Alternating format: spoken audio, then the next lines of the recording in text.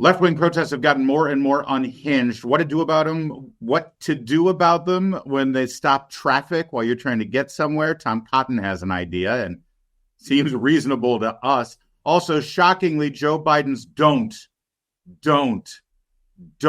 foreign policy isn't working out. And Peter Doocy confronted John Kirby about it. Oh, and Morning Joe. Boy, what a great way to start your day with a cup of coffee and an unhinged, bleeding from the eyes rant about Americans. That's Joe Scarborough for you, and we'll share you all the gory details. We're brought to you by the Electronic Payments Coalition. I'm Larry O'Connor. You can call me Larry. We are streaming live on Rumble right now, as we do every day at noon. So join the chat if you could. If you're watching us after the fact, whether you're on YouTube or Rumble or wherever you're watching, why don't you come join us at noon sometimes? It can be your guilty pleasure in the middle of the day while you're eating your Taco Bell. I don't know. Taco Bell didn't pay for that. That was a freebie. Otherwise, if you're watching this after the fact, wherever you are, share the videos, would you? And subscribe and hit that notification bell thing. I keep saying it every show because you keep doing it, and it's actually really helping the cause here. We appreciate that, because you're spreading our word far and wide. We haven't even been doing this show for, half a year, and the numbers are phenomenal. We're thrilled with it, and we appreciate it. Thank you so much.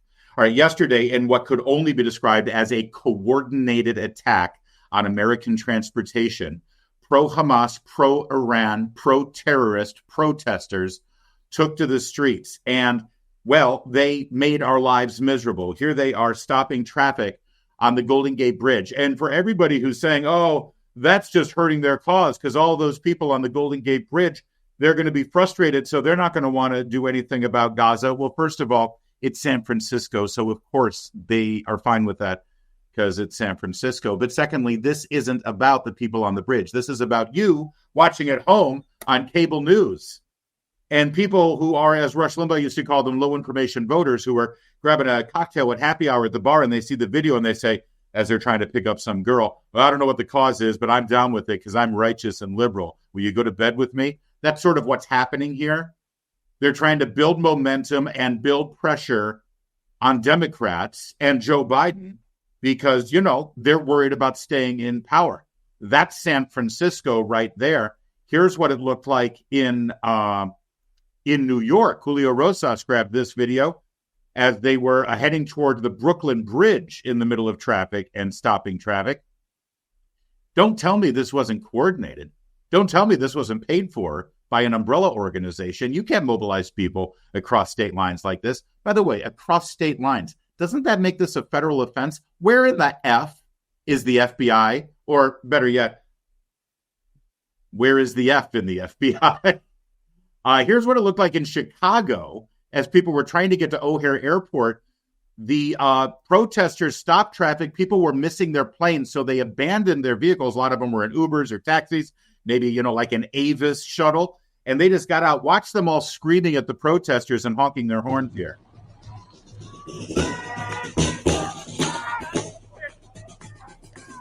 Free Palestine! Free Palestine!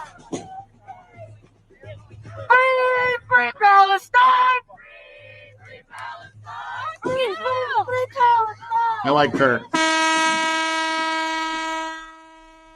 I like her who flipped the bird there. Let's just this is the Chicago attitude that we're looking for. Here she comes, trying to get to there it is, right there, as she has to walk to O'Hare. That's what they deserve. So we have San Francisco, we have New York, we have Chicago. And in Miami, they assembled there as well on this street corner. But let's zoom in close and see what happened a few minutes later, because unlike San Francisco, unlike New York, and unlike Chicago, in Miami, the state of Florida actually has a law prohibiting this kind of protest. So when you get down on that street corner in Miami, here's what was happening. You have the police picking these people up and dragging them on their asses out of the street and onto the sidewalk so that you and I can live our lives. Because this, what you're watching, is not First Amendment behavior. This is not First Amendment activity. Your right to protest ends when it gets in the way of me having to get to work, having to get to school, having to get to the hospital or, having to get to Taco Bell. I'm really craving tacos. Oh, it's Tuesday. Of course, that makes sense. So in Florida, they passed a law that said not just no, but hell no. We're not going to take this anymore. And that's how you want it. Now, Tom Cotton happened to be appearing on Fox News as all of this was going down. He's the Republican senator from Arkansas. And he commented off the cuff about what he was witnessing and how the fact that the cops were allowing this behavior to continue. And he said something that has resonated with a lot of normal people watching this. And let's hear what he had to say. First, your thoughts as we watch this together. Well, I feel very deeply for all those people who are trying to get to work or trying to pick up a kid. Very worried about the diversion of police resources when it needs to be stopping crime in cities like San Francisco, where firefighters are having to go there when they might have calls for fires out. I have to say, Sandra, I agree with you that you have to get to these criminals early. If something like this happened in Arkansas on a bridge there, let's just say I think there'd be a lot of very wet criminals that have been tossed overboard, not by law enforcement, but by the people whose road they're blocking. If they glued their hands to a car or the pavement, well, probably pretty painful to have their skin ripped off. But I think that's the way we'd handle it in Arkansas. And I would encourage most people anywhere that get stuck behind criminals like this who are trying to block traffic to take matters in their own hands. There's only usually a few of them, and there's a lot of people being inconvenienced. It's time to put an end to this nonsense. Clearly, Senator, as we watch this together, and to your point about the way different cities and states can react to this, you're obviously saying that in your state you would deal with this much differently. As you heard from Paul Morrow, speaking from a law enforcement perspective, they know that there's cameras on them. They know that they can't obviously hurt somebody in the removal of these protesters. There's obviously a very delicate balance to dealing with this. And the longer it goes on, it would appear the longer it's going to take to resolve it. Yeah, Sandra, that's why I say I sympathize with law enforcement having to deal with this. But I think it's time for private citizens who are the ones being inconvenienced here when they're confronted with these protesters just to solve matters on their own before the police even show up. Look, most of these people can be easily removed from the streets, and you've seen videos probably on the internet of that being done in certain places. Those are always the most popular people on the scene, are the private citizens who took matters into their own hands. But it's exactly this kind of radical activism, this anti-Semitic pro-Hamas activism that are blocking streets and calling out police and firefighting resources, that you have Democrats like Joe Biden trying to restrain Israel. I encourage people to take matters into their own hands. I encourage citizens to take matters into their own hands and take these people out of the street before the police even arrive. Now, listen, I understand Senator Cotton's frustration, and I think he's giving voice to a lot of other people who are frustrated. But understand something. We're not frustrated at the protesters nearly as much as we're frustrated at law enforcement who aren't, what's the words I'm looking for? Enforcing the law. What they're doing is against the law. And the law enforcement come in to enforce the law, and they stand around and try to negotiate. And as Harris Faulkner pointed out, well, there's cameras around, so they can't get caught on camera hurting people. Why not? If we had elected officials who actually supported the people who work for them, law enforcement, and had their back at moments like this, this sort of thing wouldn't last very long. You're right, a couple of people might get injured, but it would end there because these protests would stop, because who's going to sign up for it, knowing that they're going to get hurt? Tom Cotton says in Arkansas, we'd treat things differently. What I want to know is, will law enforcement, the court system, and elected officials in Arkansas treat things differently when inevitably it's us, the private citizen, who end up getting arrested? In San Francisco, on the Golden Gate Bridge, there was a scene similar to what Tom Cotton is encouraging in his soundbite. Here, take a look at this guy who had had enough. You get out of the road! You're being set on the road! You don't understand! You think I care? You're in the road! Do you hear what by the way, all the people with the masks and the yellow vests, and that's Antifa. That's organized, deliberate. Remember when Barack Obama ran for president and we were joking and laughing at the fact that his resume was basically he was a community organizer? I remember Rudy Giuliani at the 2008 political Republican convention laughing at him. What the hell is community organizing? This is community organizing. This is what they call direct action. It's from the Saul Alinsky book, Rules for Radicals. This is what Barack Obama has created in our country. We didn't see this sort of thing up until the Obama era. Now it's organized and it's financed and it's coordinated. And all of these people in their matching yellow vests and their masks, they're wearing masks. Why? Because there's a virus? No, because they're hiding their identity, because they're freaking criminals. They're taunting this man who has had enough, who has had it up to here. And all they're doing is saying, you're being filmed, you're being filmed, you're being filmed. Intimidation, scare tactics.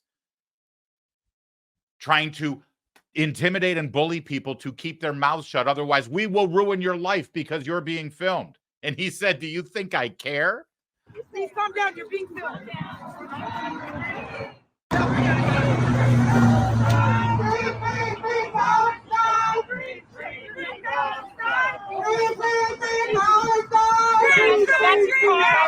Just talk to them. Don't shove anything.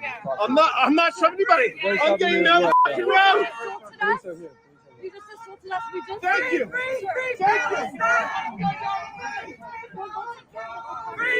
Free Palestine. Get down the road. Yeah, and then the police arrive and stand there and look around and do nothing. And do nothing. And of course, they're all chanting the same chant, by the way. This was all bought and paid for and financed and coordinated by the political left. And by the way, one other thing, this whole idea that Tom Cotton has about, you guys, you citizens just go in there and drag them off the street. Everything will be fine. Don't worry. Take matters into your own hands. Well, then things are going to escalate, because take a look at this yesterday. They brought these barrels with rocks in them and pipes, PVC pipes and rebar. Can you see that, Kevin? I'm going to show you the video here. We'll turn the sound down in a minute, but you see he's using bolt cutters to cut the rebar. See that guy's hand right there that he's holding on to? This is to keep them from being able to drag them off the street. So now they cut the rebar, and now they're trying to pull the rebar. Listen to him screaming, though. Here, listen. Let go. Oh, they're twisting it. Let go. They're twisting it for no reason. Let go of the bar. Let go of the bar. Let's get medical. Let go of the bar. Come on. Let go. Of the bar. Stop. Let go of the bar. Squeezing my hand. Let go of the bar. Stop squeezing my hand. Let go of the bar. Stop squeezing my hand and twisting it. The rebar is cutting the inside of my hand. Stop prying my fingers. Stop prying. Stop. Stop. Stop. Let go of the rebar. Stop. You're hurting me. Let go of the rebar. He's free. He's free. He's free. Take him out. All right, so they finally got it. You heard him screaming, stop, you're hurting me. It's cutting into my hand, you're hurting me. He's going to sue. He's going to sue the California Highway Patrol, and Gavin Newsom will probably settle. And this guy's going to make he's probably going to be richer than you and I are. It's like winning California lottery, this guy. This is from the Instagram of the California Highway Patrol, showing exactly what they had to deal with. So listen, I love the sentiment of Senator Cotton. I do. I think it's a great idea. Wonderful. Yes, we citizens, we should take matters into our own hands. We will take matters into our hands. That's great. But how about this? I got another idea. I'm just thinking outside the box here, but I'm thinking, how about we who pay our taxes like we did yesterday, and we hire elected officials and government officials and law enforcement to actually keep our streets safe, and we, the citizens who are not disrupting anybody's lives, protected, so that we can just live our lives and not be annoyed and disrupted and bothered and delayed and intimidated and threatened and bullied by these maniacs. How about, instead of we, the citizens, just taking matters into our own hands, how about elected officials actually do their job and make sure that law enforcement are able to do their job and arrest these mofos? How many people do you think actually got arrested and will get anything more than $100 fine yesterday for what they did? In fact, let me give you a perfect visual example. These people stopping traffic for thousands and thousands of people in the city of San Francisco on the Golden Gate Bridge for their political cause. At the end of the day, the handful of ones who got arrested, what do you think they're going to face? A fine? Maybe jail time. What do you think it's going to be? A week? A day? A month? More than a month? I would be shocked to see if they get fined anything more than $100 and serve any jail time at all, let alone a month in jail. And yet these people, all glory be to Christ.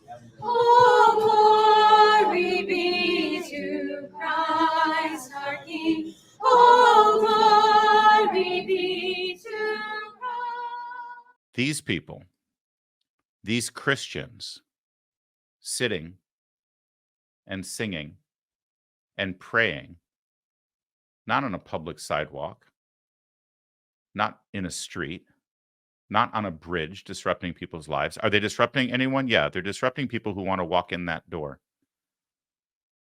That door is an abortion mill. And if they're disrupting anyone, they're disrupting a woman in distress who is contemplating killing their unborn child. These people, these very people that you're looking at right now, were all arrested.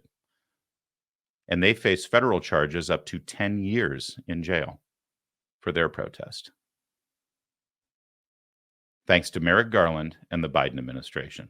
So maybe Senator Cotton, who I like and have a lot of respect for, maybe he needs to focus a little bit more, since he is a United States senator, on the fact that we have two rules of justice in this country, that people are treated differently depending on their political perspective, and that our law enforcement agencies have been castrated and are unable to actually do the job that we pay very, very well. We pay them very, very well to do. Maybe that should be the priority. That said, listen, I get the sentiment. I get the anger. I get the frustration. You're right. We should take matters into our own hands. We are going to take matters in our own hands. I have no doubt. And it's going to be ugly. It's going to be very ugly. Maybe instead the solution is, instead of vigilantism, instead maybe we let cops be cops and do their job and lay off the pro-life protesters, the anti-abortion protesters. You know that millions of Americans earn and use credit card rewards. We love our credit card rewards. I love my credit card rewards. Corporate megastores want to take those rewards away. Why would they do that? Why would the United States Senate help them do that? These are rewards that we use on groceries and school supplies, cash back to save on gas and grow our small business, travel miles we use to make memories and go on that dream vacation. The Durbin-Marshall credit card bill would eliminate credit card rewards. No more travel miles, no more cash back. Lawmakers are helping corporate megastores line their pockets, and then American families, well, we have to pay for it. Tell your senator to oppose the Durbin-Marshall credit card bill. Tell them now, because they're still trying to resurrect this thing and keep it plowing through the Senate. We need to kill it and burn it in a fire. Visit handsoffmyrewards.com so you can take action today. That is handsoffmyrewards.com, handsoffmyrewards.com. Now, we've got another unhinged protester. This one, you may have seen her, but I want to tell you a story about her. All right, she showed up in Bakersfield, California, and this is something she's been doing on and on. You're going to see two different clips here, and it's going to be weird because she's wearing the same outfit, okay? Her name is Riddhi Patel. She is a community organizing activist in the Central Valley of California. This is in Bakersfield. Last week at a city council meeting, and again, she's wearing the same outfit, but in one clip, she's not wearing glasses. In the other clip, she is wearing glasses. And you're going to see what happens. Hi there. My name is Riddhi Patel. I'm here to speak in support of the City Council introducing a ceasefire resolution, specifically the one United Liberation Front has drafted. I don't have faith that you'll do this. You guys are all horrible human beings, and Jesus probably would have killed you himself. And the thing is, though, it's very clear to me as someone who's been an organizer for the past couple of years that none of you care because you guys don't care about anything happening in Palestine or any other country where oppression occurs because you don't care about the oppression occurring here. And I understand that you guys are all horrible people, but the thing is, 2,300 people being evicted in the last year, those are votes. And you guys, those are votes to win here in Bakersfield. And while you guys parade Gandhi around as a Hindu holiday called Chaitra Navratri, it starts off this week, I remind you that these holidays that we practice, that other people in the global south practice, believe in violent revolution against their oppressors. And I hope one day somebody brings the guillotine and kills all of you motherfuckers. The increase. Wow. She seems really nice, doesn't she? Now, later on in that meeting, she put her glasses on, as you can see, and then she had another speech. But let me just be clear, by the way, here. Also, I just want to point out, I am personally triggered and violated by the violence I'm seeing right now with this woman not wearing a mask up at the podium. Where in the hell is her mask? Does she not understand that she is killing through the internet my grandmother because of her behavior? Outrageous. I as an American who loves my First Amendment and my free speech, I think it's great for a citizen to be able to go up and talk to their elected officials and call them all horrible people and morons. Honestly, that is, in fact, our God-given right. And it's a right that we have fought for since our beginning, because we certainly couldn't say that to the King of England, or it'd be an off with your head situation. So that's fine. When you then call for the guillotine and to kill all you MFers, that might be a little bit too far. But here's what's interesting. Apparently calling for the guillotine was a little too 19th century. It didn't quite sink in to the mayor and to the city council. They didn't quite get exactly what her point was. So then she came back on this issue. The issue that was being debated was budgeting money for metal detectors at City Hall. And well, then she put aside the romanticism of the French Revolution and just really brought it down home. She made it crystal clear what she wanted to do. Increased criminalization for no need other than you don't like when people come and hold you guys accountable for introducing ceasefire resolutions, because the only escalation in violence has been by you all. And so there's no need to continue. In the last 5 years I've attended city council meetings, there's never been metal detectors. There's never been more cops. The only reason you're doing it is because people actually don't care if you guys don't like them, and they're actually resisting, so you want to criminalize them. So regardless of whether you elect people into office, they'll backstab you, they'll let you die, and for that reason, you guys want to criminalize us with metal detectors? We'll see you at your house. We'll murder you. Next speaker, please. Well, there you go. In case there was any doubt about that whole guillotine thing, she just made it crystal clear what her intentions are. We'll see you at your house and we'll murder you. And let me do the great internet video sort of trope here. You won't believe what happened next. Actually, you might believe it, because the mayor of Bakersfield is a Republican, where there's still a few people who believe in the rule of law. It reached a boiling point. And I hope one day somebody brings the guillotine and kills all of you motherfuckers. That was a threat, what you said at the end. And so the officers are going to escort you out and take care of that.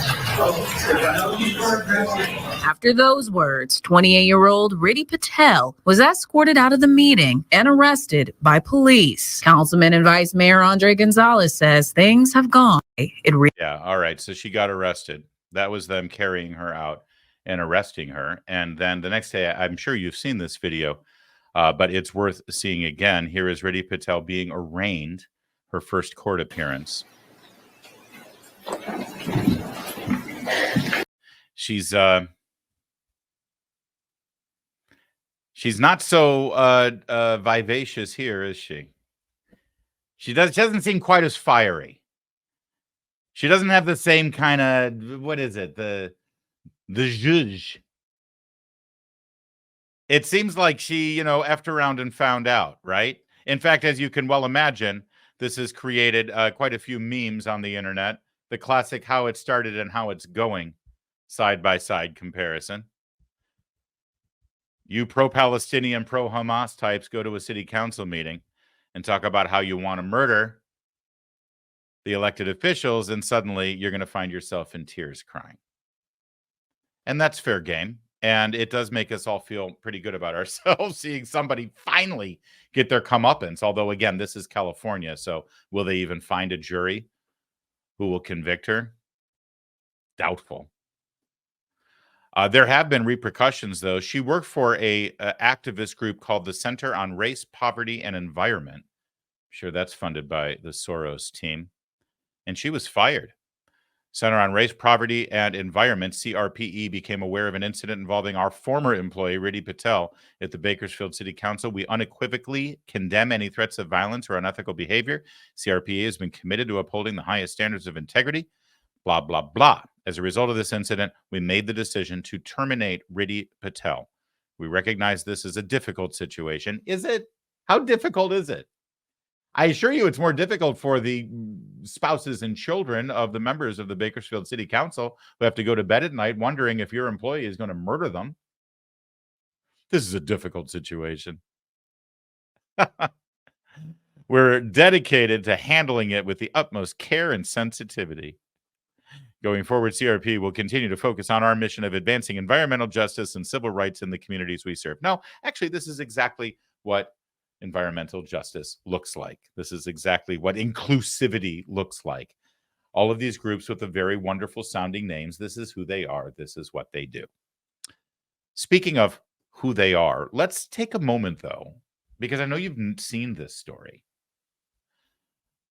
But it's too easy for us to look at an individual like this and just think they're a lunatic and think they're nuts and wonder, you know, why we can't be rid of them in our society. And I just want to take a moment to remind everybody that she is somebody's daughter. I look at something like this and I think, oh my God, how do her parents feel right now? Because people aren't born like this. People aren't born with this anger. People aren't born with this rage. Andy No, the independent journalist, has actually found a little bit of information about her. And then I dug up and found a little bit more. Riddhi Patel is a prison abolitionist. That means she wants to get rid of prison completely. Like Antifa ideologues, she's involved in local black and brown abolitionist groups, advocates for Palestine. Patel was arrested on suspicion of threatening state officials and making terroristic threats. Suspicion seems pretty clear. It's not alleged. We have the video. Her bail is set at $1 million. Here's an example of a social media post that she put out on the 28th of March. 5 folks arrested today at a Bakersfield City Council meeting after folks have been turning out for months with United Liberation Front to demand City Council introduce a ceasefire resolution. And of course, that we saw what it looks like when she demands a ceasefire resolution. She wants to bring out the guillotine. I have a question. How did her organization, who says that they condemn this kind of behavior, how did they not know or see that this is the kind of activism that she's been doing for quite some time? That's what she looks like. That's the picture that she put on her Facebook. But we did a little digging, and we found that before she found herself in Bakersfield, where she was originally born and grew up, she went to school at St. Louis University. And while she was there, again, the question here is, how exactly does somebody end up like this? Because they're not born this way. They don't come out of the womb as a hateful, angry radical threatening to murder elected officials. What happened? Well, we're going to go backwards in time for a moment. You see her today on her social media. You just saw her at that meeting threatening to murder the MFers who are her elected officials. Here she is at St. Louis University before she left. What happened? College happened to her. This is her with her dyed radical hair and her pierced nose, giving some kind of online social media rant about whatever cause is most important to her. But she didn't arrive at university like that. No, when she arrived there, she was a young freshman. She was going to run on the St. Louis Billikens track and field team because she was a high school athlete. In fact, here she is. with her gold medal, winning first place in the Kern County track and field competition. I show you this to remind you that everybody is somebody's daughter. And the person who looks like this today, threatening to murder an elected official and then getting arraigned on $1 million bond, at some point in her life, she looked like this in high school. And she looked like this when she arrived in college, full of hopes and dreams. And then after attending just enough classes where the radical left Marxist ideologues beat into her skull the kind of hateful critical race theory, DEI crap that is part of our college curriculums, by the time she leaves college, she looks like this. And then she makes her way to a city council meeting, and she looks like this. This doesn't happen by accident, and it doesn't happen in a vacuum.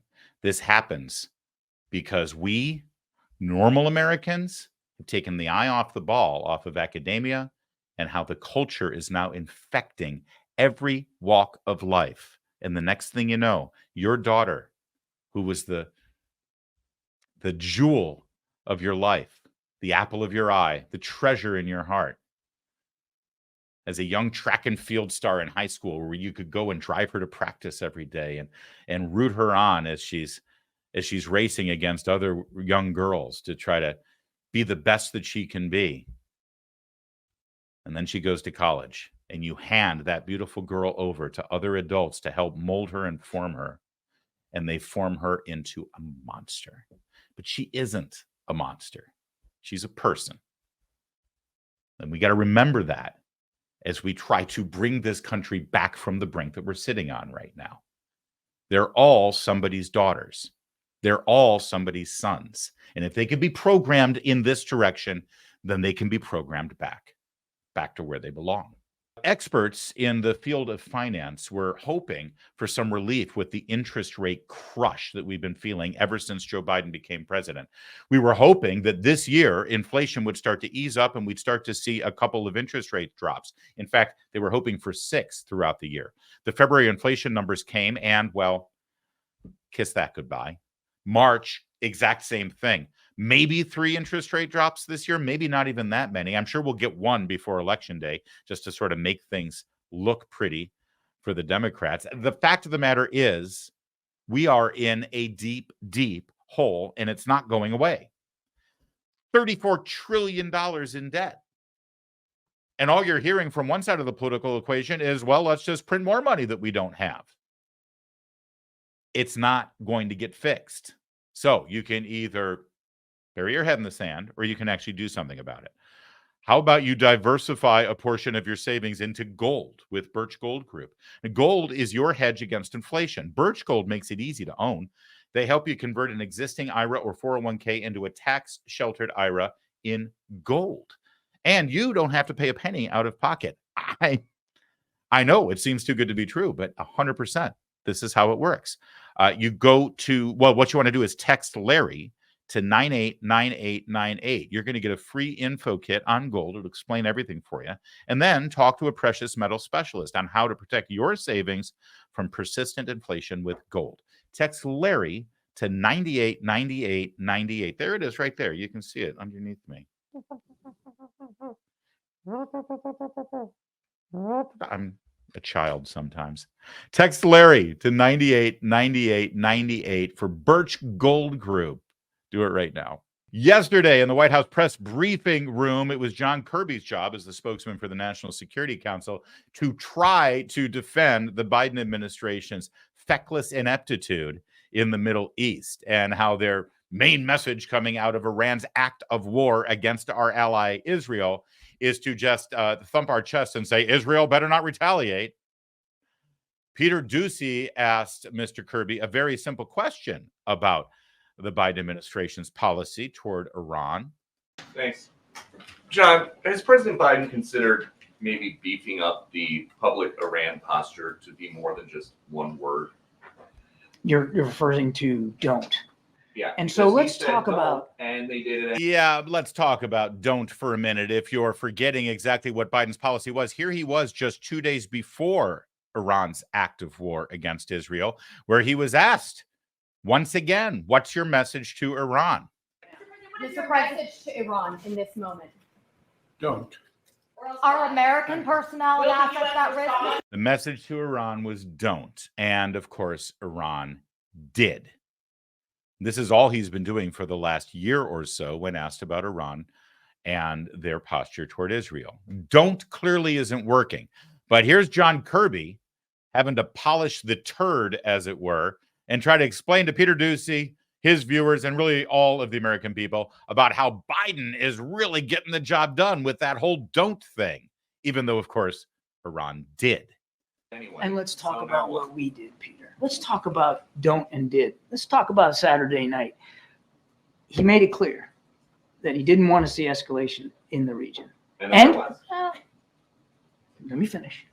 He added military resources to the region right after October 7th. And then when we had an inkling that this kind of thing was coming, he added even more military resources to the region. More destroyers that were capable of shooting down ballistic missiles, a fighter squadron that was able to shoot down drones. And that's what we did. So you can talk about the don't word all you want, but let's talk about what did happen. And what did happen was Iran utterly failed. And if I'm sitting in Tehran right now, I'm betting that President Biden takes it pretty seriously when he says don't escalate. He's going to act to make sure that you can't. And they didn't. Yes, they fired an unprecedented amount of munitions, but how much of a success did they have, Peter? None. Zero.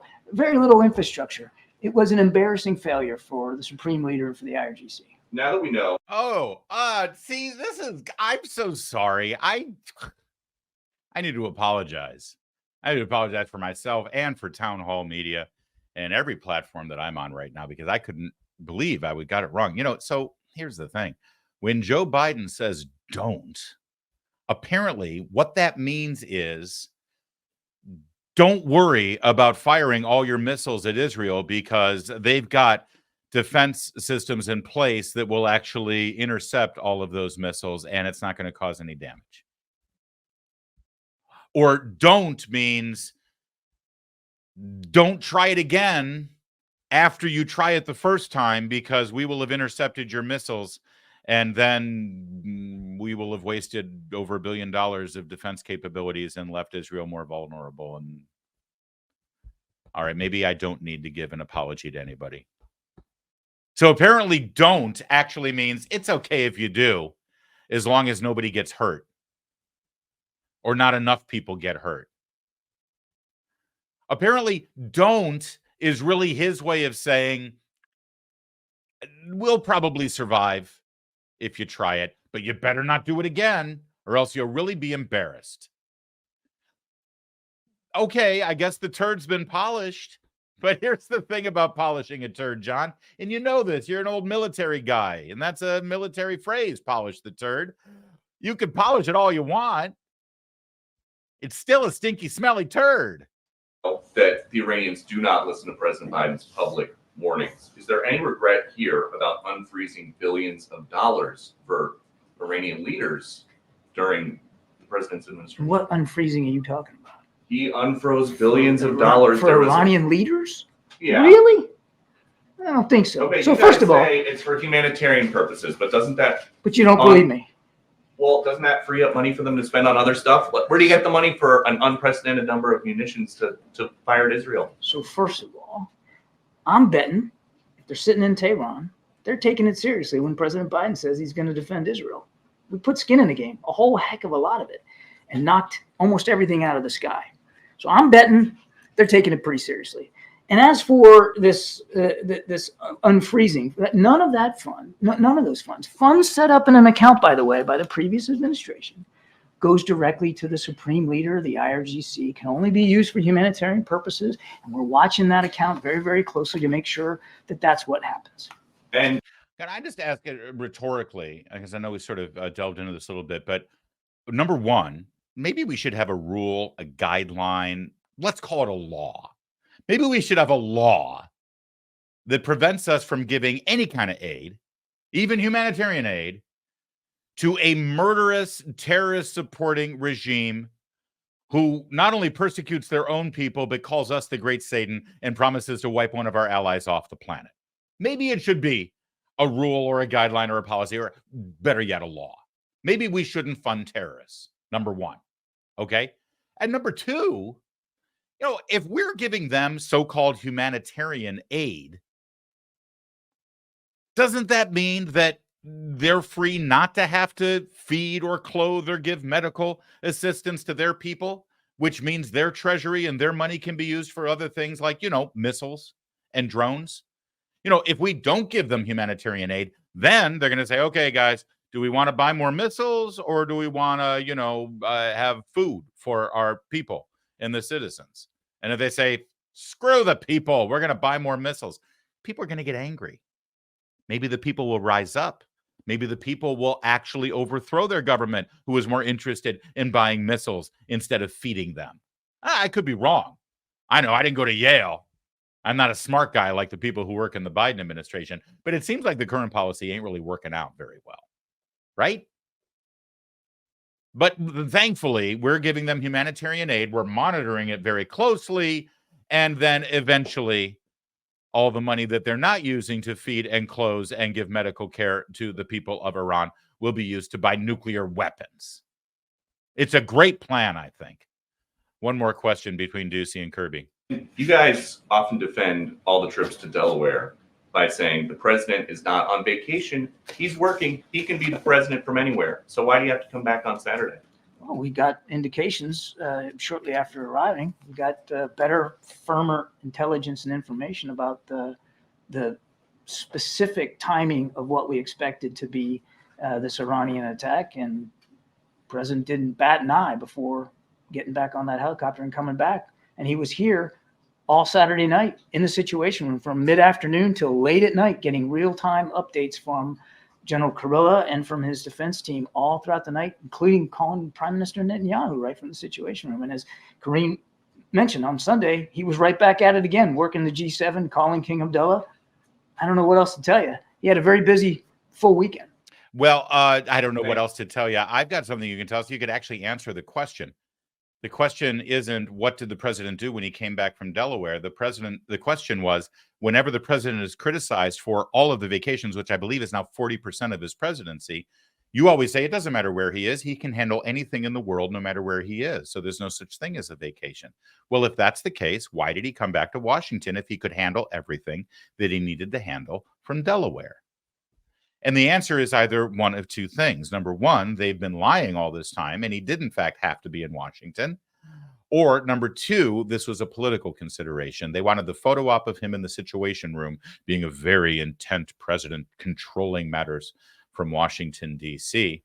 Or on the other side of the equation, instead of getting the photo op to make it look good politically, they were worried that it was going to look bad politically for him to have his big, white, pasty-skinned butt on the beach while Iran was attacking Israel. It's probably both of the last two, although I don't want to rule out all of the lying part too. It could be all of the above. Let's go with all of it.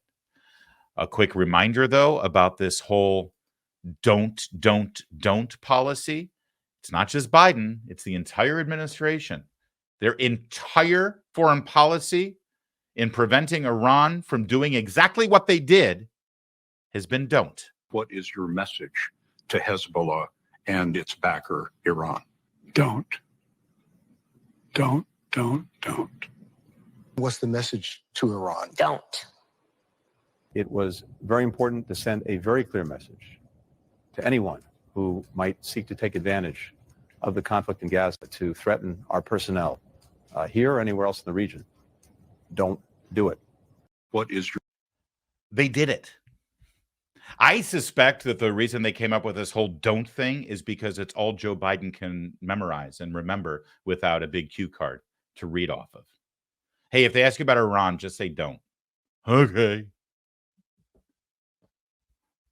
But it's funny, whenever Antony Blinken, the Secretary of State, the last person you saw in that montage, whenever he's asked about, Russia and their incursions into Ukraine, he's got a lot more than just don't. We can never let the crimes Russia's committing become our new normal. Bucha is not normal. Mariupol is not normal. Irpin is not normal. Bombing schools and hospitals and apartment buildings to rubble is not normal. We can never. Have you heard him say anything close to that about the terrorists and Hamas and the murder of over 1,000 innocent Israelis and Americans and other people in October? No. You know, for Iran and for Gaza, for Hamas, he's got don't. And while we're talking about Putin, it's amazing how Joe Biden warns people on the world stage not to do things, and then they just sort of thumb their nose and do it, and nothing ever happens. Here was Joe Biden when he was running for president, talking about how he was the only one who could contain Vladimir Putin. Mind you, this is before the presidential election, so it's about a year and a half before Vladimir Putin rolled right into Ukraine. Something that I'm told Joe Biden and the Democrats and everyone in America seems to be really, really exercised about. Lord knows we spent tens, if not hundreds of billions of dollars on that war. Well, here was Joe Biden promising you that it would never happen. Folks, you hear the news. Once again, Putin and the Russians are trying to engage in our elections and decide who the president's going to be. And this time I'm the object of their attention. Because Putin knows if I am president of the United States, his days of tyranny and trying to intimidate the United States and those in Eastern Europe are over. I'm going to stand up to him. He's a bully, just like the president. And I know he doesn't want me to be president, but to tell you what, when I'm president, things are going to change. Mr. Putin, the American people decide their elections, not you. Chip in $1, $5, $10. I do like the ending it with a "give me your money" ask. So there you go. There was his stern warning to Vladimir Putin. When I become president, your days are numbered. It's over. I'm going to take care of it. And it seems like Putin is a little more aggressive after Joe Biden won the presidency than before Joe Biden winning the presidency. It's almost like Putin and Hamas and the Iranians and China, it's almost like they're not intimidated and scared by this guy, right? John Kirby can say that the Iranians are scared all he wants. But I think that we can see right through that, can't we? Joe Scarborough, MSNBC this morning. You got to see it. It's unbelievable. Today, we just went through the numbers. United States military, by far stronger relative to the rest of the world than any time since 1945. Our economy stronger than it's been relative to the rest of the world, probably since 1945. Our soft power stronger than ever before. Culturally, we have a bigger impact across the globe. American ideas going across the globe faster than any time. Technologically, we are light years ahead of every, of our closest competitors. You combine the United States of America with the EU, who also these people hate. You look combined, we have like $55 trillion GDP. Russia has a $1.4 trillion GDP. China has like an $18 trillion GDP. We are so much more powerful, so much stronger than we have ever been. Iran, why did Iran do what Iran did, knowing what the outcome was going to be? Because they didn't want to screw with the United States of America. There's more to this, and we're going to watch it all because it's glorious. But I love that. But why did Iran, for the first time in history, send missiles to Israel? Because they didn't want to screw with us. And to MSNBC viewers and to the geniuses like Al Sharpton sitting at the table, that makes sense to them. But he just spent a minute talking about how great things are here, how it's unprecedented, how this is most incredible. You understand that Joe and his friends in the left-wing media, they have a near monopoly on messaging in this country. They have every newspaper. They have pretty much every television network and cable news network. They have every major news website, except for right-leaning websites where we have a little bit of freedom. They have pretty much every social media platform, except they hate Elon Musk. They have the colleges and universities. They have the music industry, except a couple of songwriters and performers out of Nashville. They've got the movies. They've got television. They've got streaming. They've got Netflix. They've got Amazon. They've got Apple TV. The left wing controls all of that messaging, right? And now, after Joe Scarborough just laid out how incredible everything is in this country, and you would think with a complete monopoly, near monopoly, on every kind of media and communications outlet in this nation, you would think that if things were so great, you'd be able to get the word out. And now watch the turn he makes. Watch the turn he makes. Because the problem is you. He is so pissed off at you for not believing his crap. Watch. I'm going to let it play now. So Donald Trump keeps talking about how America sucks. And before he got elected, America sucked. And then he got elected, suddenly America was great. Then he lost, and now America sucks again. You're voting for a guy like that?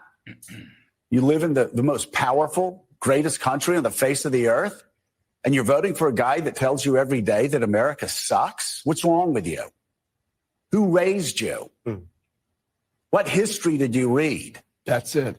Like, where are you from?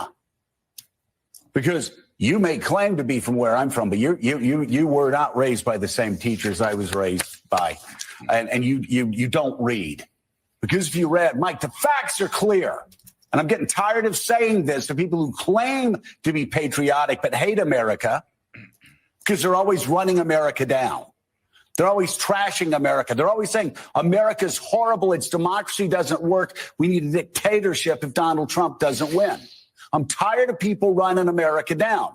And on Fox News, I'll just say it, on Fox News, they didn't want to show Donald Trump in trial. So they got 3 protests and said protests shut down America, basically. This weekend, there were like 4 migrants and a hound dog on top of the hill in New Mexico. And they had their 4 migrants and a hound dog cam on for hours. There's right now, I'm looking up the hill, and there are 2, 3. I see a coyote. That's a hound dog, Bob. Okay, a hound dog. I mean, this is a world. They give their viewers anything to try to make America look bad. They are obsessed on trashing America when America is stronger, more powerful than ever before. Its economy stronger and more powerful than ever before. So what do? They find a trans athlete in Utah. Our world's coming to an end. Help us, Jesus. The country ain't the country I was raised in. No, it's better. It's stronger. We're more powerful. Our military's more powerful relative to the rest of the world. Our economy is stronger relative to the rest of the world. But you would never know this because they are fed a steady stream of hate America first rhetoric, which I suppose is what you have the chairman of the House GOP saying that some of those dupes, backbenchers, are actually clinging to pro-Russian propaganda and spreading it across their districts, across America, and across the House floor. So you knew he was going to get to Russia at some point, right? He had to throw Russia in there. Yeah, he's so pissed off at you. He's angry at you. Listen, I'm glad he's saying out loud what they all think and say to each other in the green room or in the producers' offices before they go on the air. See, I say it often. Trump's not the problem. You're the problem. You're the problem for not believing his crap. You're the problem for not believing and eating what he's dishing out. Did you notice when he's talking about how strong the economy is and how great it's been, more powerful than ever? He kept saying really quickly, under his breath almost, relative to the rest of the world, relative to the rest of the world, relative to the rest of the world. Because you know that inflation is terrible. You know that everything costs more than it used to because of Joe Biden. But his only answer is, well, relative to the rest of the world, it's not that bad. How about relative to 4 years ago, jackass? Relative to the rest of the world. Oh, gas prices aren't that high relative to the rest of the world. they're a hell of a lot higher relative to America under Trump versus America under Biden. He's trying to rewrite how you're supposed to appreciate this country. And did you see how he mocks you for being concerned about the protection of your children from academics who want to convince them to change their sex? Did you see how he's like, oh, Jesus? Boy, they have got something on Joe Scarborough. They've really got something on him. By the way, one thing I noticed here that I really want to share with you. It's petty, but it's important. Hang on. There it is. If we could make this large, Kevin, please. You see at the top of the crown of his head here? Do you see that? The gray hair? See how that gray hair is growing in? Right? Yeah. So it's important for you to know. It's important for me to let you know because I am a petty juvenile. Joe Scarborough dyes his hair. I believe he's been doing it for quite some time. This is the visual evidence we've all been waiting for. I mean, we can tell he's been dyeing his hair because it's bleach blonde sometimes, you know. I think Mika might do it in the bathroom. I'm not sure. And by the way, I'm not being a hypocrite. I was prematurely gray in my late 20s. I've been doing my own touch-ups. That's how I know. I can see it. I was in my late 20s. I did not want to go gray. I didn't want to look older before my time. I got a brother. He's 7 years older than me. He's completely white hair. Just runs in the family. I decided I didn't want that. So yeah, it's something I got to deal with. That's fine. At least I'm honest with you. But look at that. That is just, that's embarrassing. Look at that patch right there. Dude. Yeah, see, now the problem is he usually does his show from his garage in Florida. Even though they have a backdrop of either New York or Washington, D.C. behind him, he and Mika live together in Florida, tax shelter, and they do the show by remote. Now, he happens to be in New York for some reason for this show, so I'm thinking he didn't have his regular hairstylist to be able to, you know, make sure that the lighting didn't catch it wrong. I know. I'm going to hate myself for going off on this tangent because it is petty, it is cheap, it is beneath me. No, it's not. It is not beneath me at all. And I feel better, actually. Joe Scarborough dyes his hair. And not well. But he has a point. He has a point. I just want to say for a moment here, it can be relentless to every day have to point out to viewers or readers or listeners of our content that everything is bad. It is not easy to do that. And he has a point, you know, when he says, I'm so sick and tired of these Trump people who are tearing this country down and bad-mouthing it every day. It's awful. It's terrible. We can be better than this. Well, you know what? I think it's worth going back in time and revisiting how Joe Scarborough conducted himself during the Trump administration. Here's just a random clip I found, and it truly is random. I went to the Great Media Research Center website. They have a great archive of these shows. God bless you, Media Research Center, and Brent Bozell and the whole team there. I literally found a random clip from the Trump era to see how Joe Scarborough characterized things in this country when, objectively speaking, things were fantastic. Not relative to the rest of the world, relative to unemployment numbers for decades in America, relative to gas prices for decades in America, certainly relative to where we are right now. So how did Joe Scarborough communicate to his audience at that time about the robust nature of our nation? Let's take a look, shall we? He looks down with contempt on the hardworking Americans, saying that ignorance is pervasive in many parts of this country.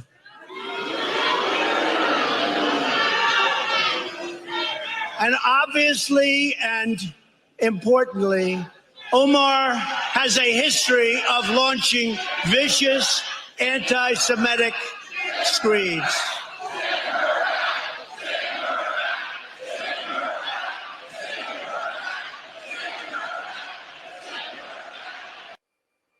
That's a president, actually, from his Nuremberg rally from last night. Which yeah, something like you're that. Fortunate enough to get some 2 days. So, John Heilman, it's hard to say, actually, that this is shocking, given everything that has preceded this moment. Perhaps everything has led up to this.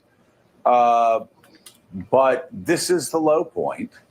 I think it's a low point of the Trump presidency. And I would hope after last night's shocking display in any other context, under any other president, at any other time in American history, that we can go ahead and just be done with the fiction that Donald Trump is a bad guy running the country. But those at the rally, we need to try to figure out how to understand them a bit more. They once again made themselves perfectly clear last night.